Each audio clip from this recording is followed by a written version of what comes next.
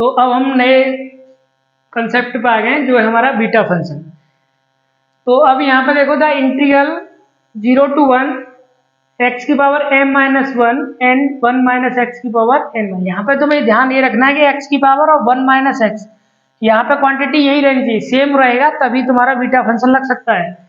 और यहाँ m positive होना चाहिए और n भी हमारा पॉजिटिव होगा। इस called the beta function and it is denoted by beta mn, bmn या बीटा। पर जैसे x की पावर m है तो ये यहाँ पे m आएगा, यदि यहाँ पे x की पावर n होती तो यहाँ n पहले आता। ये यहाँ पे तुम्हें ध्यान रखने वाली बात है। अब जैसे इसके लिए क्वेश्चन देखो, तो तुम्हें जैसे क्वेश्चन में पूछा जा रहा है एग्जाम्पल के लिए 0 to 1 x की पावर 5 एंड 1 माइनस एक्स की पावर होल पावर 3 dx। तो इसकी वैल्यू कितनी आनी चाहिए डेफिनेशन के हिसाब से? 5 को क्या लिख सकता हूँ मैं m-1 के रूप में, तो 6, तो ये लिख सकता हूँ 0 to 1 को x की पावर 6 माइनस 1 5 हो जाएगा, यही आ जाएगा, इंटू 1 माइनस एक्स की पावर 3 को क्या लिख सकता हूँ मैं 4 माइनस 1 dx। तो ये किसके बराबर आएगा? बीटा 6,4। तो अब ये एग्जाम्पल 1 हो गया। अब एग्जाम्पल 2 भी हम देखो 0 to 1 x की पावर 7 एंड 1 माइनस एक्स की पावर सपोज 3 होता है यहाँ पे भी। तो ये कितना आ जाएगा? अब 7 को तुम क्या लिख सकते हो? सिमिलरली 8 माइनस 1 लिख सको, तो 8 माइनस 1 माइनस एक्स। इसको 3 को क्या लिख सकते हो? 4 माइनस 1। तो अब यहाँ से तुम इसको कंपेयर करोगे बीटा bmn से, तो ये कितना आ जाएगा? Beta of 8 and beta of 4। अब हम रिलेशन देखते हैं बीटा और गामा फंक्शन में। तो एक रिलेशन होता है beta of m, n, this is equal to gamma of m, gamma of n by gamma m plus n। जैसे अभी पिछले वाले एग्जाम्पल में हमने क्या निकाला था, एक आ रहा था हमारा 8 और ये आ रहा था हमारा 4। तो इस बीटा 8 4 की वैल्यू क्या आएगी? इसकी आएगी हमारी गामा ऑफ 8 और gamma of 4 by gamma of, ये कितना हो जाएगा 8 और 4 दोनों को ऐड करेंगे तो 12। हम जानते हैं कि जो गामा n होता है वो हमारा क्या होता है? n-1 फैक्टोरियल, या हम ये लिखें कि n+1 गामा इक्वल टू होता है n फैक्टोरियल, बात दोनों एक ही है। तो यहाँ पे इसकी वैल्यू एक कम आएगी तो कितना आ जाएगा? 7 फैक्टोरियल। इसका कितना आ जाएगा? 3 फैक्टोरियल अपॉन ये कितना आ जाएगा? 11 फैक्टोरियल। तो ये यहाँ पे इससे सॉल्व हो जाएगा। सिमिलरली कोई भी बीटा में रिलेशन आएगा जैसे 5 एंड दिस इज 3, तो इसको हम क्या लिख सकते हैं गामा के फॉर्म में? Gamma 5 and gamma 3 by gamma 8। तो दिस इज, अब गामा को फैक्टोरियल में चेंज करेंगे तो कितना आएगा? 4 factorial and 2 factorial into 2 factorial by 7 factorial. तो इसको सॉल्व करेंगे तो कितना आ जाएगा? This is 2 factorial into 4 factorial, तो इसको लिख सकते हैं हम 7 into 6 into 5 into 4 factorial. 4 factorial से 4 फैक्टोरियल चला जाएगा, 2 फैक्टोरियल से ये कितना आ जाएगा? 3 times. So this is equal to 1 by 7 into 15। तो इसको सॉल्व कर देंगे तो ये तुम्हारा आ जाएगा 1 बाई 105। अब यहाँ पे हम देखते हैं बीटा फंक्शंस की जैसे प्रॉपर्टी। जैसे हमने वहां पे देखा था गामा में क्या देखा था? गामा 1 इक्वल टू कितना होता था? 1। ऐसे ही यहाँ पे हम एक सिमेट्री प्रॉपर्टी होती है कि बीटा जो m, n की वैल्यू है ये बराबर होती है बीटा ऑफ n, n। इसका मतलब ये है कि तुम दोनों में से कोई, जैसे तुम ये निकालोगे बीटा 3 5, इसकी वैल्यू कितनी निकालेंगे हम? अभी हमने बताया था गामा फंक्शन से 3 फैक्टोरियल 5 फैक्टोरियल, नहीं गामा 3 और गामा 5 बाई कितना हो जाएगा ये 8, गामा 8। तो अब यहाँ से 2 फैक्टोरियल आ जाएगा, दिस इज 2 फैक्टोरियल इंटू ये आ जाएगा 4 फैक्टोरियल बाई ये कितना आ जाएगा यहाँ पे 7 फैक्टोरियल। इसको सॉल्व करोगे तो कितना आ जाएगा तुम्हारा? फिर से वही आ जाएगा, तो 2, तो ये आ जाएगा तुम्हारा 2 फैक्टोरियल, 2 फैक्टोरियल 2 ही होता है 2, और ये 4 फैक्टोरियल को यहाँ पे क्या कर सकते हैं हम 7 6 5 इंटू 4 फैक्टोरियल। 4 फैक्टोरियल से 4 फैक्टोरियल चला जाएगा, 2 से ये कितना 3, तो 15 इंटू 7 दिस इज 105। इसका मतलब ये, अब तुम इसको सपोज ऐसे भी लिखते हो 5,3, तो इसकी वैल्यू भी सिमेट्री प्रॉपर्टी बोलती है दोनों सेम आनी चाहिए। तो हम यहाँ पर देखते हैं तो कितना आएगा? यहाँ से भी this is 5 gamma 5, this is gamma 3, by gamma 8। तो यहाँ पे तुम देख सकते हो कि इन दोनों का मल्टीपल हो रहा है बट चीजें बिल्कुल सिमिलर हो रही हैं। यहाँ पे मैं इसको लिख सकता हूँ 2 factorial into 4 factorial by 7 factorial. तो यहाँ से तुम्हें पता लगेगा कि इसका वैल्यू भी यही आएगा 1/105। तो ये बोलता है कि जो beta M N equal to होता है बीटा, मतलब इसमें फर्क नहीं पड़ेगा कि तुम कौन से नंबर को तुम पहले लिख रहे हो, एम को पहले लिखो या एन को बाद में लिखो, दोनों चीज सेम है। ये अब हम देखते हैं translation property of beta function.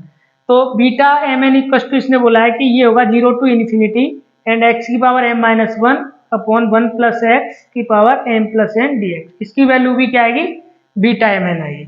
तो हमें बाय डेफिनेशन पता है कि बीटा एम एन क्या होता है, 0 टू 1 एक्स की power m minus one 1 minus x की power n minus one d x.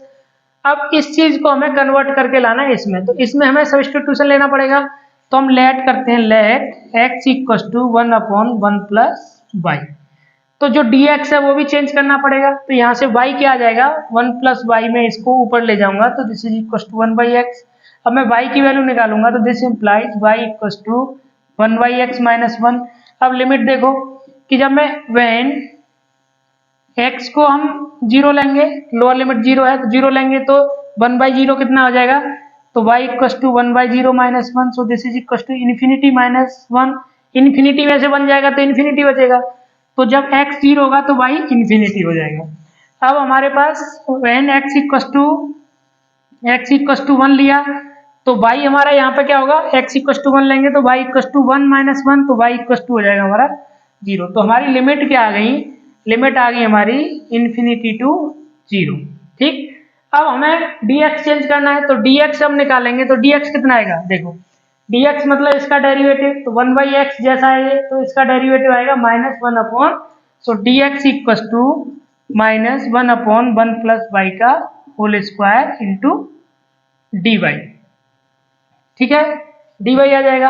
अब हमें बस सब्स्टिट्यूशन कर देना, तो x क्या हमारा 1 अपॉन 1 प्लस वाई की पावर, ये कितना हो जाएगा m माइनस वन, और ये कितना हो जाएगा, इसकी जगह पे लिखेंगे तो 1 माइनस एक्स की वैल्यू क्या है 1 अपॉन 1 प्लस वाई की पावर n माइनस वन, और डी एक्स की जगह पे क्या हो जाएगा, यहाँ से माइनस 1 अपॉन 1 प्लस वाई की power whole square into d y. तो अब यहाँ पे देखो ये इन्फिनिटी टू 0 है और ये माइनस वन था, इंटरचेंज करेंगे इसको तो एक माइनस यहाँ से आ जाएगा, एक माइनस ये आ जाएगा, और इसको अंदर वाले पार्ट को सोल्व करेंगे तो कितना आएगा, देखो 1 plus y minus one y, ये हो जाएगा 1 प्लस वाई, तो माइनस वन से तो this is equal to y upon 1 plus y. इसकी पावर कितनी है यहाँ पे n माइनस वन, तो देखो ये कितना आ जाएगा 0 to infinity 1 upon 1 plus y की पावर m माइनस वन। अब यहाँ से सॉल्व होके कितना आया y upon by 1 plus y की पावर कितना n माइनस वन, यहाँ आया n माइनस वन ही आया क्योंकि दोनों के ऊपर है ये, और ये आ जाएगा 1 अपॉन 1 प्लस वाई का स्क्वायर डी वाई। अब तुम देखो 1 प्लस वाई यहाँ पे भी है, 1 प्लस वाई यहाँ पे भी है, 1 प्लस वाई यहाँ पे भी है, इन तीनों को ऐड करोगे तो m minus one, n minus one, तो m plus n minus two, और ये प्लस टू है तो ये कट जाएगा, तो ये कितना आएगा, यहाँ पे देखो तो इसकी वैल्यू आ जाएगी तुम्हारी सोल्व होके 0 टू इन्फिनिटी एंड बाई की power n minus one upon 1 plus y की पावर, ये कितना आ जाएगा m plus n d y. ठीक है, तो ये बाय डेफिनेशन क्या आना चाहिए, beta of n comma m, but हमें पता है ये सिमिट्री से दोनों बराबर होते हैं तो इसको हम क्या लिख सकते हैं, beta of m comma n। अभी हमने क्या प्रॉपर्टी पढ़ी है कि beta of m comma n ये किसके बराबर होता है हमारा, 0 टू इन्फिनिटी x की power m minus one by 1 plus x की power m plus n dx। अब इस प्रॉपर्टी से रिलेटेड ये दो क्वेश्चन है, हम इनको सॉल्व करते हैं। तो यहाँ पे पहले हमें इसका इधर मल्टीप्लाई करना पड़ेगा क्योंकि इस फॉर्म में लाना है, तो हम इसका सॉल्यूशन देखते हैं। तो ये कितना आ जाएगा हमारा 0 टू इन्फिनिटी x की पावर 8, ये हो जाएगा माइनस, और x की पावर ये कितना हो जाएगा 14 हो जाएगा, ये हो जाएगा 1 प्लस एक्स की पावर 24, अब इसको मैं अलग अलग भी डिवाइड कर सकता हूँ, क्योंकि दोनों को डिवाइड कर रहा है तो अलग अलग भी डिवाइड हो जाएगा। तो इसको लिखेंगे हम 0 टू इन्फिनिटी एक्स की 8 बाई 1 प्लस एक्स की पावर कितना हो जाएगा 24 dx। अब ये इंटीग्रेशन यहाँ पे भी चले जाएगा, तो 0 टू इन्फिनिटी एक्स की पावर 14 बाई 1 प्लस एक्स की पावर 24 dx। अब तुम्हें ये फॉर्म लगाने के लिए m-1 चाहिए और नीचे वाला तो सेम है, ठीक है। तो यहाँ पे m-1 के लिए इसको 8 को क्या लिख सकते हैं 9-1, और इसको क्या लिख सकते हैं हम 15-1। तो इसको मैं लिखता हूँ 0 टू इन्फिनिटी, ये हो जाएगा x की पावर 9-1 बाई 1 प्लस एक्स, और ये कितना हो जाएगा 9 प्लस 15, और ये हो जाएगा dx माइनस ये कितना हो जाएगा 0 टू इन्फिनिटी, इसको मैं क्या लिख सकता हूँ x की पावर 14 को 15-1 बाई 1 प्लस एक्स की पावर 24 को क्या लिख सकता हूँ मैं यहाँ पे 15 प्लस 9 dx। तो इसकी वैल्यू कितनी आएगी बीटा 9,15 माइनस इसकी वैल्यू कितनी आएगी 15,9। और हम जानते हैं by symmetry property of beta M n, तो beta M N equal to होता है बीटा एन एम, तो ये क्या आ जाएगा इसका आंसर आ जाएगा 0। सिमिलरली हम इसको सॉल्व करते हैं अब यहाँ पे सेम प्रॉपर्टी से, तो यहाँ क्या लिखेंगे हम इसे 0 टू इन्फिनिटी सॉल्यूशन, यहाँ पे सेकंड देखो ये हो जाएगा 0 टू इन्फिनिटी, और ये कितना आ जाएगा x की पावर 4 प्लस एक्स की पावर 9 बाई 1 प्लस एक्स की पावर 15 dx। अब फिर अलग अलग कर देंगे इसको, जैसे हमने अभी लास्ट क्वेश्चन में किया था 0 टू इन्फिनिटी एक्स की पावर 4 बाई 1 प्लस एक्स की पावर 15 dx, प्लस यहाँ पे क्या हो जाएगा 0 टू इन्फिनिटी एक्स की power 9 dx by 1 plus x की पावर 15। अब इसमें फिर से हम ये प्रॉपर्टी लगाएंगे, तो 5 माइनस इसको लिख सकते हैं 1, और इसको कितना लिख सकते हैं हम 5 प्लस 10, और इसको लिख सकते हैं 10 माइनस 1, और इसको लिख सकते हैं हम 10 प्लस 5। तो दिस इज इक्वल टू, इसको हम क्या लिखेंगे दिस इज बीटा, तो 5 में लिखेंगे तो 5 और यहाँ पे आ जाएगा 10 प्लस ये कितना आ जाएगा ये 10 माइनस 1, तो बीटा 10,5। अब दोनों बराबर होंगे भाई सिमिट्री प्रॉपर्टी से, तो ये आ जाएगा this is equal to 2 into beta 5 10। अब बीटा की इसकी वैल्यू कैसे निकालेंगे हम गामा फंक्शन से, so this is equal to 2 into gamma 5 into gamma 10 by gamma 15। तो इसको सॉल्व करेंगे तो ये आंसर आ जाएगा। बीटा फंक्शंस के कुछ क्वेश्चंस और हैं जो वेरी इंपॉर्टेंट क्वेश्चन है, मतलब हर एग्जाम में लगभग पूछे जाते हैं। तो यहाँ पे देखो ये बीटा फंक्शन की डेफिनेशन तुम देखोगे तो यहाँ पे क्या होता है beta of m N equal to होता है 0 to 1 and this is x की power m-1 and 1 minus x की पावर n-1 dx। बट यहाँ जो डिफरेंस है वो इस x की वजह से आ रहा है, यहाँ पे x क्यू है और यहाँ पे x है। सिमिलरली यहाँ पे देखोगे तो यहाँ डिफरेंस 8 और x क्यू, यहाँ दो डिफरेंस हो गए, बाकी चीजें सेम है। तो पहले हमें इसको इस बीटा फंक्शन लगाने के लिए हमें इसको इस फॉर्म में लाना पड़ेगा, तो जो एक्स्ट्रा एक्स क्यू आ रहा है उसको हमें कुछ सब्स्टिट्यूशन लेना पड़ेगा। तो इसका सॉल्यूशन देखो, let x q equal to 3 के, हमने सपोज क्या ले लिया इसको t मान लिया, तुम कुछ भी मान सकते हो बाई जेड, तो हमने t, अब तो यहाँ पे x लेंगे तो x क्या होगा x इक्वल टू टी की पावर 1/3। यदि मैं इसका डेरिवेटिव करूंगा तो dx कितना आ जाएगा, तो 1/3 आगे आ जाएगा, और इसमें से -1 होगा तो t की पावर -2/3 dt हो जाएगा। ठीक, अब यहाँ पे तुम्हें क्या करना है लिमिट देखना है, लिमिट जब x इक्वल टू 0 लोगे व्हेन x इक्वल टू 0 तो t 0 आ जाएगा, कोई प्रॉब्लम नहीं है। अब x इक्वल टू 1 लोगे तो t भी कितना आ जाएगा 1 की पावर क्यू, तो दिस इज t, तो यहाँ पे भी t कितना आ जाएगा 1 ही आ जाएगा। तो लिमिट हमारा क्या रहा 0 to 1 हुआ। अच्छा, अब x की पावर 5 है और यहाँ पे x है ये, तो ये हो जाएगा t की पावर 5/3 हो जाएगा, क्योंकि x की पावर 5 करेंगे तो यहाँ पावर 5 आएगी, तो 5 इंटू 1/3 तो 5/3।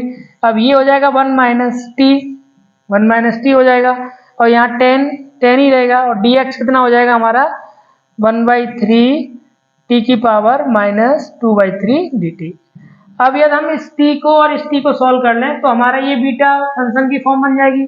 तो हम इसको क्या लिखेंगे 1/3 बाहर आ जाएगा क्योंकि कांस्टेंट है, दिस इज 0 to 1। अब 5 में से ये जाएगा तो कितना बचेगा 3/3 मतलब 1, तो t की पावर कितना आया 1 और ये आएगा 1 माइनस टी की पावर 10 और यहाँ पे आ जाएगा dt।